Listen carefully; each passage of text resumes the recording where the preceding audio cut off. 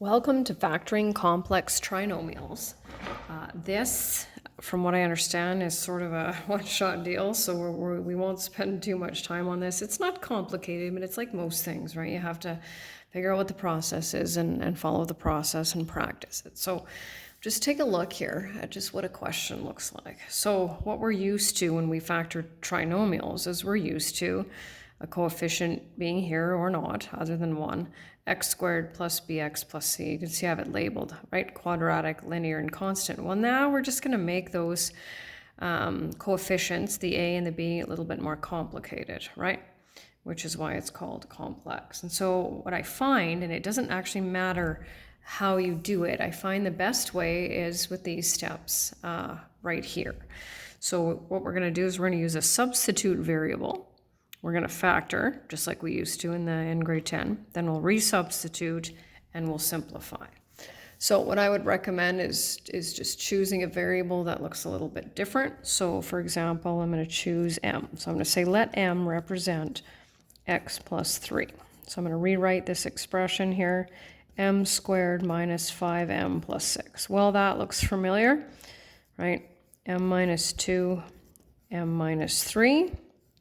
Then we're going to go back now, and we're going to substitute the x plus 3 in for the m. So we've got x plus 3 minus 2, all multiplied by x plus 3 minus 3. And when we simplify that, we get x plus 1 and times x. Not a huge deal if you have the x over here, but it looks funny, right? And that's pretty much what it is. So I kind of like to be fairly consistent when I'm, choosing that, but I mean, it doesn't matter. You can use y, right? You can use whatever. It doesn't really matter. I wouldn't use x, however, but that's just a personal opinion. So I think I'm going to do the same one. I'm going to say let m equals x minus 7. So then we have m squared minus 13m plus 36.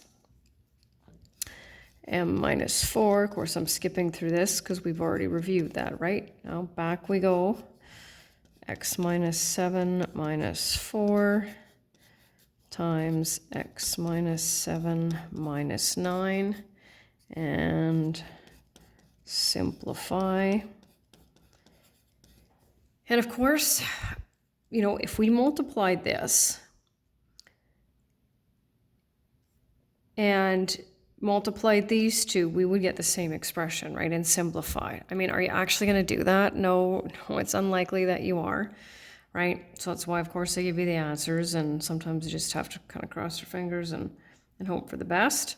So this time, since I'm dealing with the m, I'm going to go with the x, so I'm going to let x equals, I know you can't see that, but that's okay, 2m plus 5. 3x squared minus 8x plus 4. Oh, it's our favorite, those difficult trinomials. So 3x, I know it's going to be that. I know they both have to be subtraction signs. The only thing is I don't know if it's 4, 1, 1, 4, or 2 and 2. But I've done quite a few of these. So negative 6x minus 2x is negative 8x. Back we go. Now here's a little bit more complicated, right? Because we still have to have that 3 there. Then we're going to put in the 2m plus 5 minus 2. And you got to take your time with this too. And I would encourage more steps, just because if you accidentally, write down an incorrect number, I can still give you credit for understanding. Don't need this step here. Just showing that, feel free to skip that one, but you're more than welcome to show all steps, right? Ooh, can't quite see it there. And then our last one is this one right here. So I'm going to go with the let m equals x plus 3, and one extra step here. We've got a perfect trinomial square.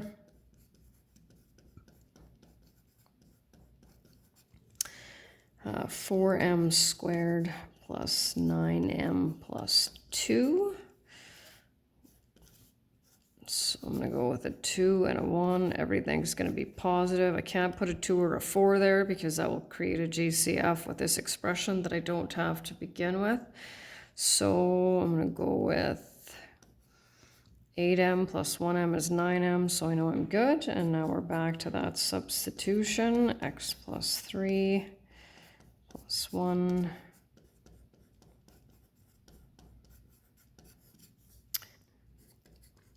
Four x plus 12 plus 1, x plus 5. Final answer, 4x plus 13 times x plus 5. And that's the end.